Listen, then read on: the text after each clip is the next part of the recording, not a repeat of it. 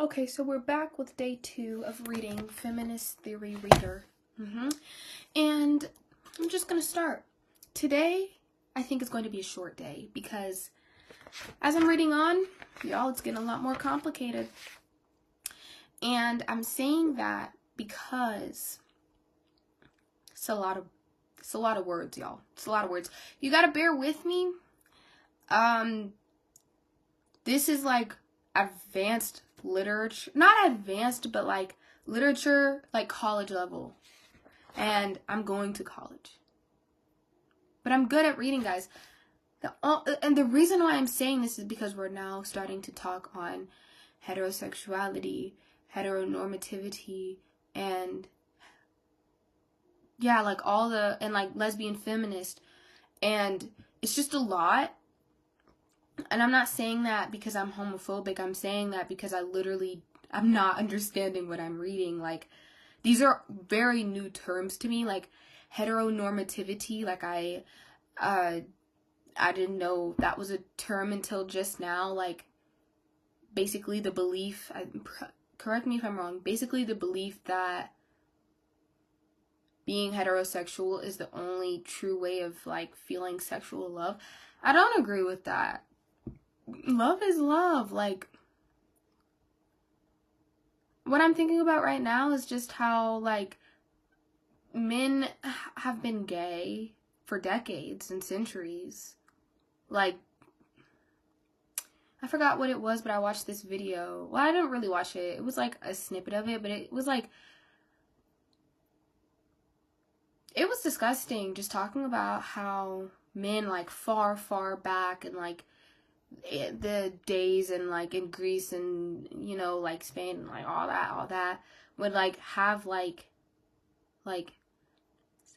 boys, like, slave boys, and, wait, I said it in my last, sex slave boys, or, like, slave, like, just some weird, you know, and not weird because they're gay, but weird because it's non-consensual, but it's getting, like, a lot, and I'm ready to learn more about it. I really am. I just really have to take it slow with this so that I understand what I'm reading, and I don't want to get any of this stuff wrong. So, like I said, if I offend anybody or if I say or do something wrong, please let me know.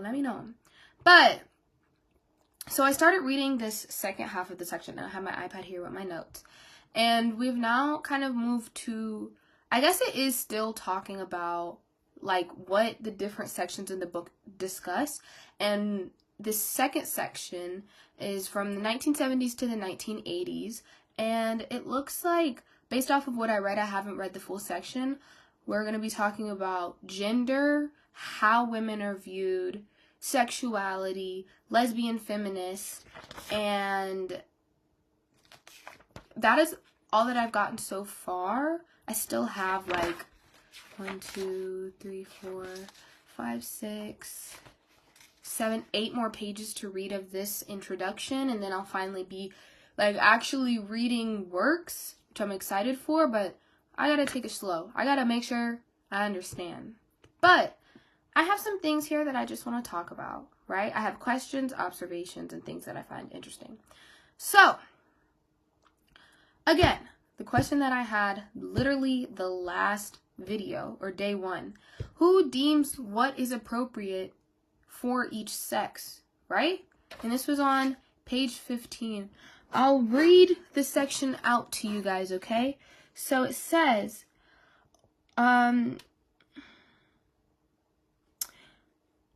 Oakley defines, I think this is, wait, hold on. Let me make sure this is, like, the absolute right thing. Who deems? Okay, Oakley defines masculinity and femininity as the products of the gendered social process of learning and internalizing behaviors, roles, and personality traits deemed appropriate to each sex. She concludes that the resulting gender types overstate the otherwise minimal biological sex differences.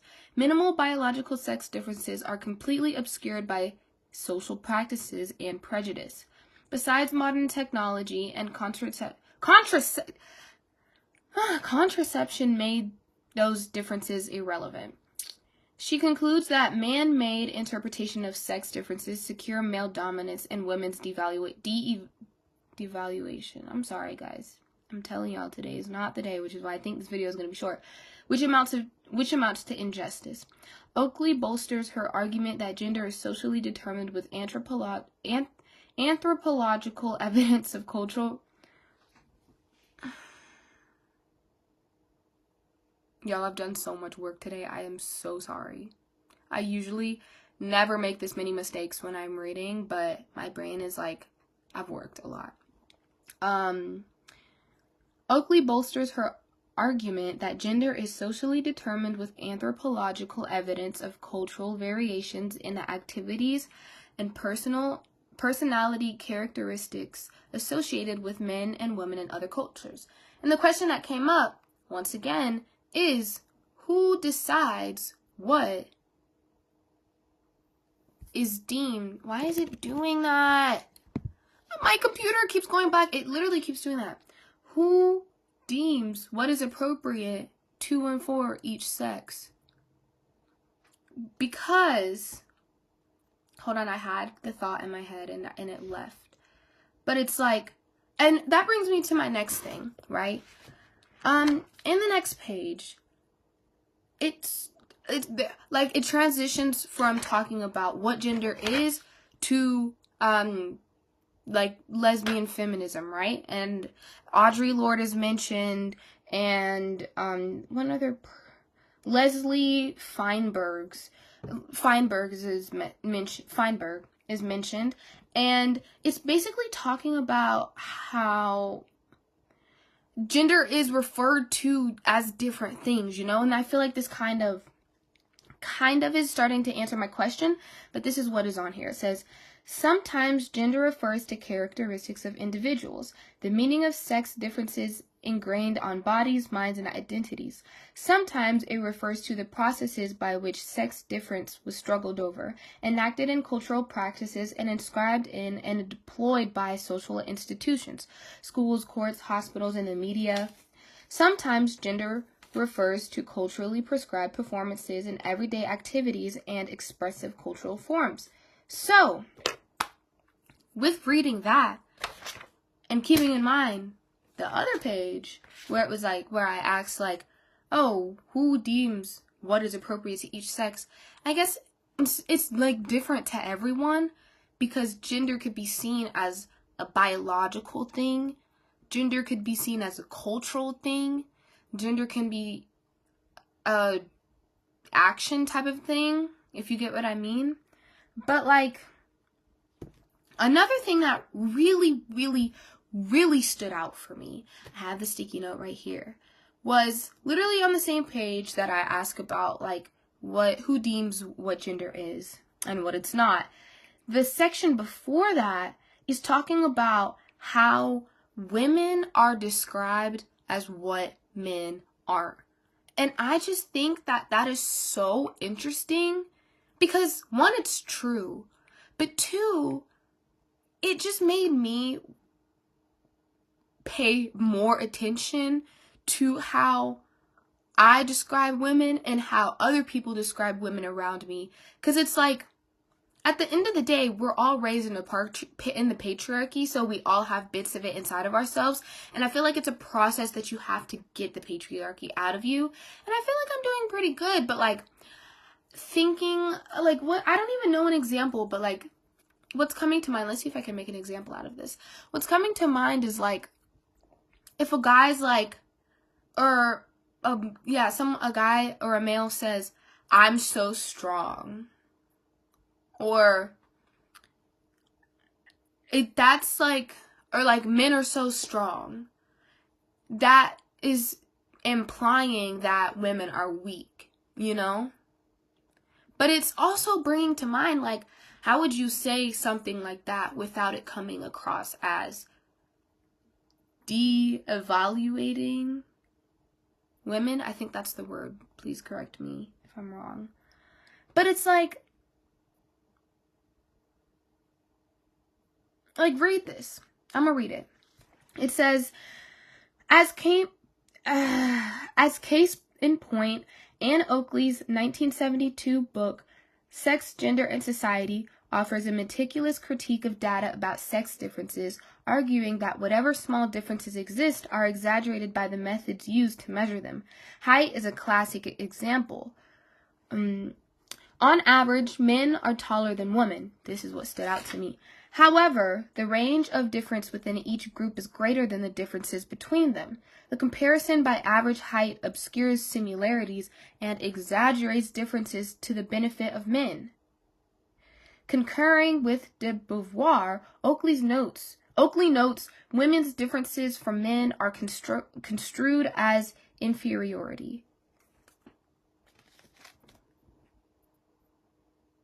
It's the small things. It's the small things. And I feel like this is really making me want to see, like go out and talk to people to see how they talk about women and men. You know? Like, this is really interesting. Let me see what other notes I had. I wrote this down, but I said, I feel like the world will heal when women are healed. And I really do believe that, because women are the creators of life. Women are the mothers, the caretakers, which is two of many things that women can be. Women can be whatever, because like I said in my last video, we create life. We can create anything. If we can create life, we can do whatever the hell we want to do with anything. I personally believe that nothing is impossible. Everything is literally possible. And it's like, I feel like women understand that. I feel like women understand that. But the second that, and this is how I feel, of course, everything that I say is opinionated, but the second that women, oh my gosh, y'all, I watched this video of this YouTuber. She was talking about humanitarian, so there were two TikToks. It was a YouTube video. I'm not on TikTok or Instagram, but not until August 15th, until I move in, but it was two TikTok videos about this humanitarian aid worker talking about when civil unrest is at play, men take that as an opportunity to harass women. And watching that, and one of the quotes in the video was like, when the men come, set yourself on fire, and something like that. And then after, it was a woman talking about her friend's experience with, I forgot where it was, but it was, I think it was Liberia, and how at 5 years old, this friend was like going from camp to camp at 5 years old, and like was just going through all this stuff because men were taking that as an opportunity to like sexually harass her as a 5-year-old and her younger siblings and her family. And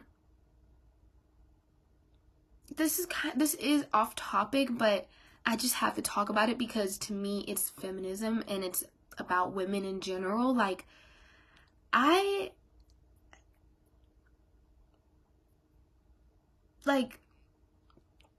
what I'm asking myself is, how are men supposed to actually nurture and lead women like how they say they are, when we live in a society where men are nurtured to harass women and discard of and discredit women? I can answer that question. I believe that it starts with childhood. I believe that children are indoctrinated with, hopefully I'm saying this right, with the patriarchy at literally like I said in the last video, the first 5 years of our lives are very detrimental. But in those first 5 years, I feel like a lot of parents feed into these gender norms and gender stereotype, feed these stereotypes to their children, which makes them think, oh, this is how I'm supposed to be a girl, and oh, this is how I'm supposed to be a boy, which later leads into girls grown into women that struggle with themselves and self-identity, and then men that think they know themselves so well and society so well that they disregard women and that they harass women. It's so sad. It's all, and it's like, she had said something in the video that really stood out. Oh gosh, I just forgot what it was. But it's just like, it's crazy. It's crazy. Why does that have to be some of the behaviors, roles, and personality traits that men have, that think that's what it takes to be a man, when it's not? Men always want to say, and this is from one of the comments, men always want to say, we are the leaders, we are the protectors. But the second that a group of women, or even just one woman, gets into a weaker position physically, men use that as an opportunity to use that weakness to please them. It's an actual problem. It is an actual problem. And the thing is, with what's in what I just read out today, that's what some men think it takes to be a man. And then a part of me is thinking about psychology and how it's groupthink. Somebody was in the comments talking about how it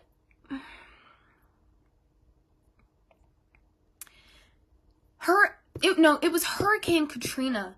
No. It was something else. But we're just going to use Hurricane Katrina. This was an example in the video. During Hurricane Katrina, men knew. No. This is what it was.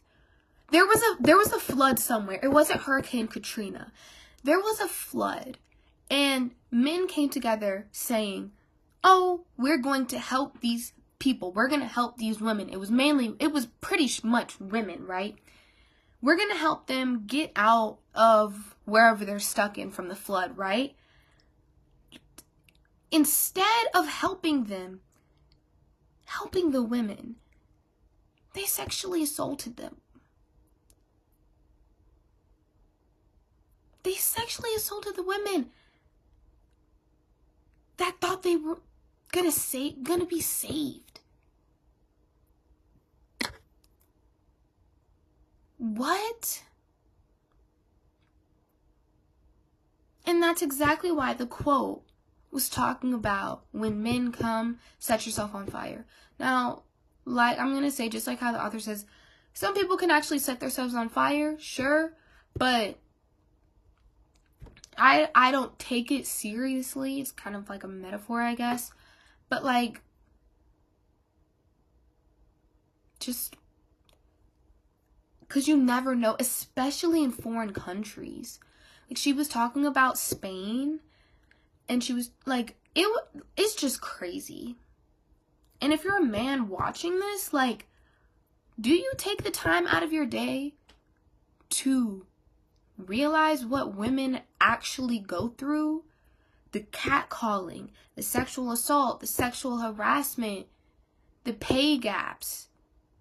I could go on and on. Like, so many things that women go through that men just don't care for because they're too privileged to think about. Like, even right now, me doing this as an example. The only men that you see doing what I'm doing are men that have degrees doing this.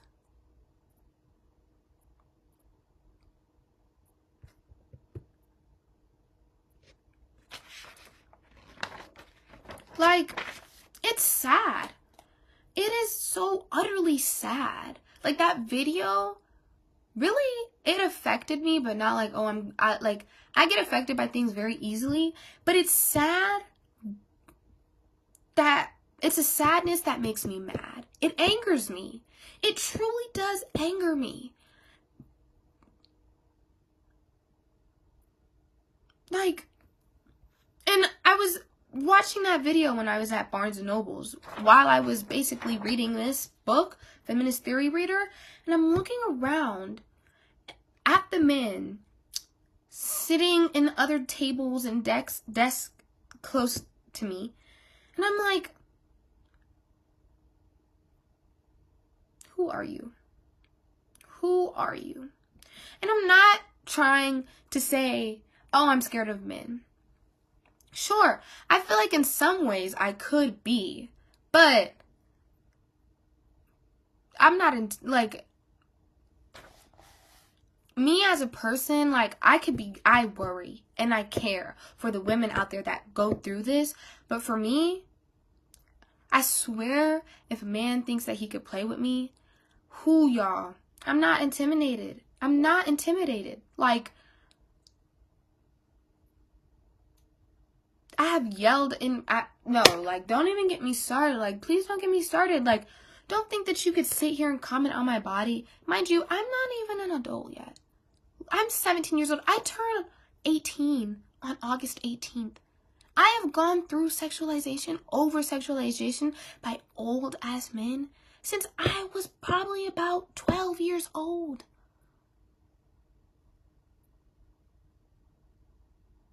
And a 12-year-old looks like a 12-year-old. A 13-year-old looks like a 14-year-old looks like a 14-year-old. It's sad. It is sad. I'm really excited to read this lesbian feminism. I've read some of Audrey Lorde's work because my senior year in high school, we talked about Audrey Lorde and like how she had kids with a man, but they were both gay, or both, like, Audrey Lorde's gay and her husband, or lesbian and her husband's gay. And like, that really stood out to me. I'm sorry. That really stood out to me. Because at first I was like, wait, how does that work?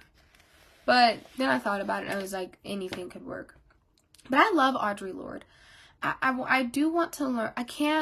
I'm sorry, y'all. It's been 2 months this summer. I know who Audrey Lorde is. I don't remember the specifics, which is why I'm excited to read about her. But, like,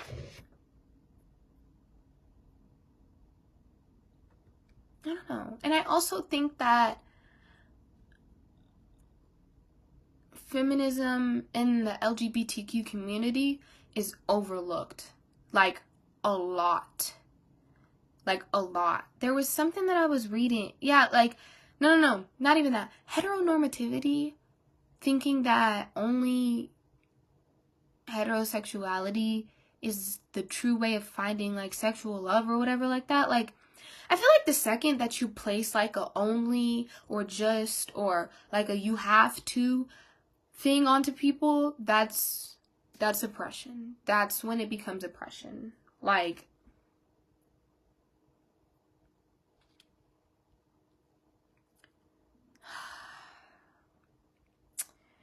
I don't know. But I'm just going over my thoughts.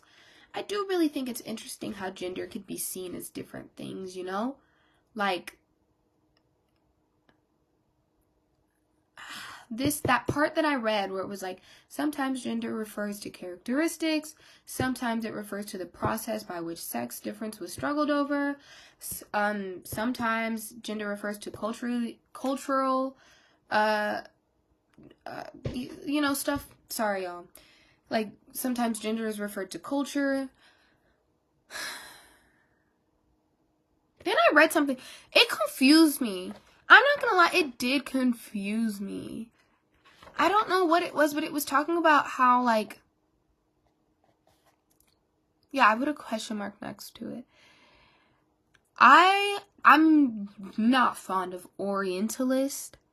I searched it up and it's like a specific something in like Asia or Asian culture, but I'm like not too sure. So please let me know. I'm gonna watch some videos on it though, so yeah, just still tell me, because I want to know like other people's or your perspective. But like there was something like, let's read. I want to get through this because I did not understand this. Multiracial and transnational feminists have critiqued this argumentation strategy, pointing out that it distorts their heritage as it constructs other women as decorations for the political struggles and theorizing of Western white women. This is what Lord said. And basically what it's referring, I should have just read all of it. It's referring to this, what I'm about to read. Rubin's careful explication of the sex/gender system is peppered with references to exotic gender and sexual practices in the global South taken from anthropology. These examples augment her argument that gender is differentiated everywhere, but not always in the same way. And I do believe that last part, right? I'm still not too sure of the first sentence, but I do believe that gender is seen and can be referenced as different things. But it's just like, I guess I really just have to read the works to like understand it, and I have to come back to this because it's really not clicking up here. If you can explain it, that'd be great. Because like I said, I want to hear your perspectives. Always want to do that. Always. Literally always. But like, I guess I just have to read the works to understand. Because all of this stuff, it's like so much information squished into the introduction that I'm just like, whew.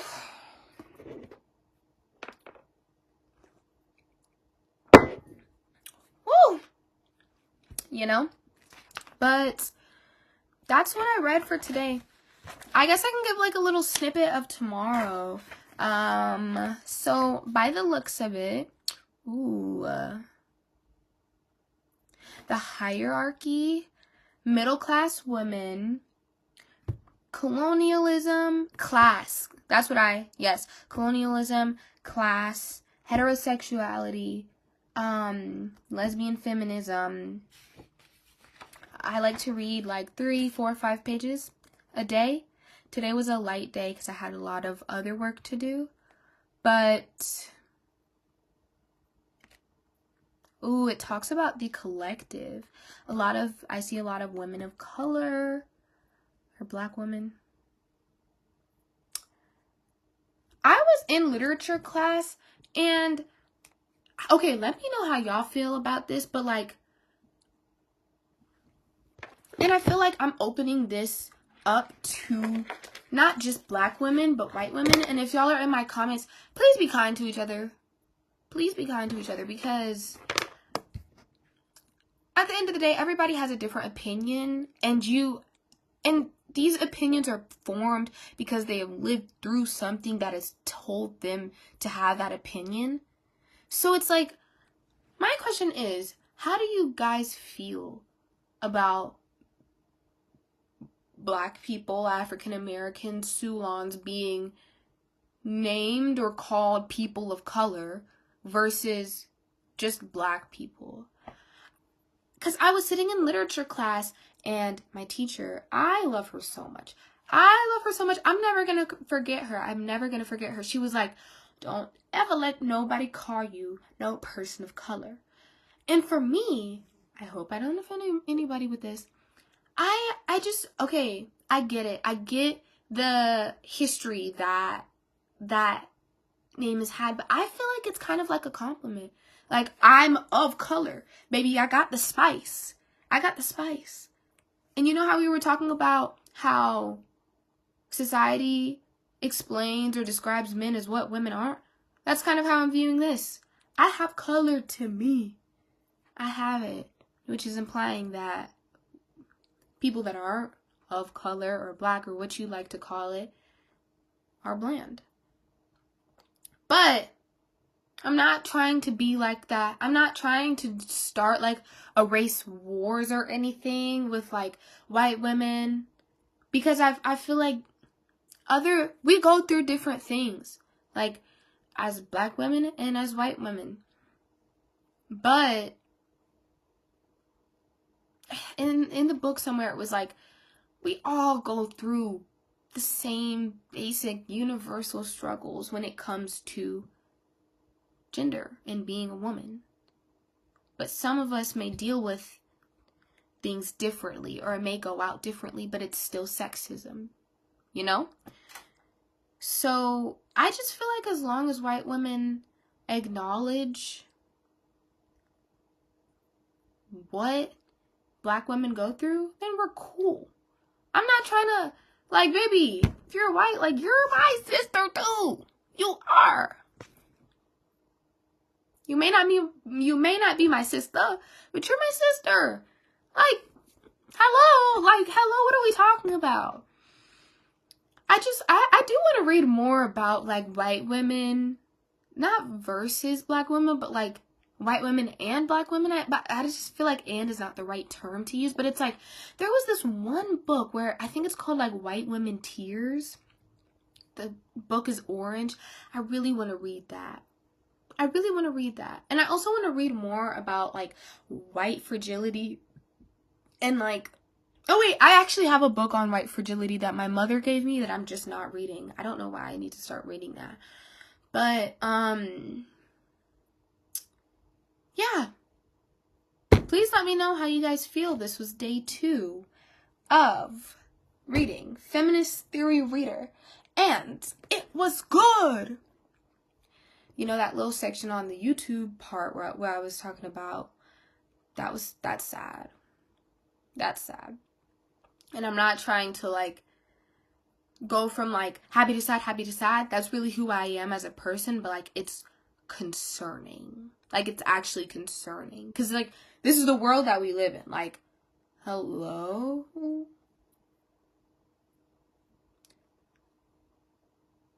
It's just, how are we raising our kids? With the same rules and regulations that our ancestors were put through?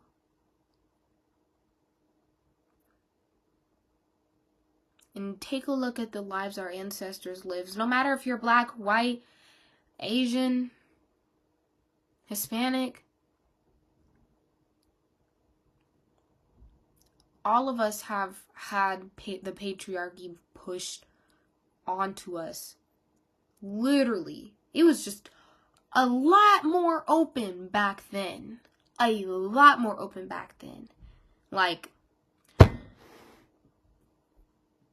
y'all, I can't even end the video yet. Oh my gosh. I cannot with the anti-feminist. There was this one video that I watched, and I gotta be careful with Jubilee, I think, cause those videos get me so damn heated. This one woman, on her YouTube videos, she was talking about how she's sick and tired of anti-feminists, as I am. In the TikTok, in the TikToks of the anti-feminist, it was like, after 22, you should not be a feminist. That's for little kids. Like, if you're 30, 40, 50, 60 being a feminist, then you just shouldn't be like, that's not okay. You're too old. And this is what I'm talking about when I say, the second that you try to force your opinion or start saying you're too much of this or you're less of that, that's when the oppression starts. Or maybe not even oppression, but, like, that's when it's just invalidation of how other people feel. Why do you care? And mind you, this woman was one of the women that, so I think there's, like, 2 videos of, like, anti-feminist versus feminist. I only watched one of them. The one that I watched, it got me so mad that I just, like I told y'all earlier, things affect me a lot. I had to cut that out. But, like, how could you... Let me stop. Because there are people that have gone through their experiences and this and that. But it's just the second that I apologize. I'm sorry. It's just the second that people start to disrespect, and even though I just did it, when they start to disrespect other people's perspectives, just to be disrespectful and just to invalidate other feelings, it's like, wow. Even though I just did that, and I hate that, but it's like, genuinely, this is me getting mad in response to somebody being mad that other people above the age of 22 are feminist.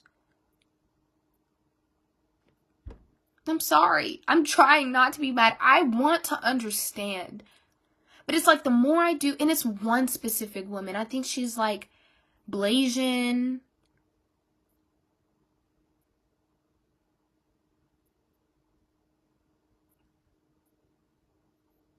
Sorry, I had to have a moment of silence there because that's fucking crazy. Black and Asian. I'm just gonna leave it at that. I'm not even trying to be disrespectful, but I believe everybody could have their own opinions and ideologies and thoughts, but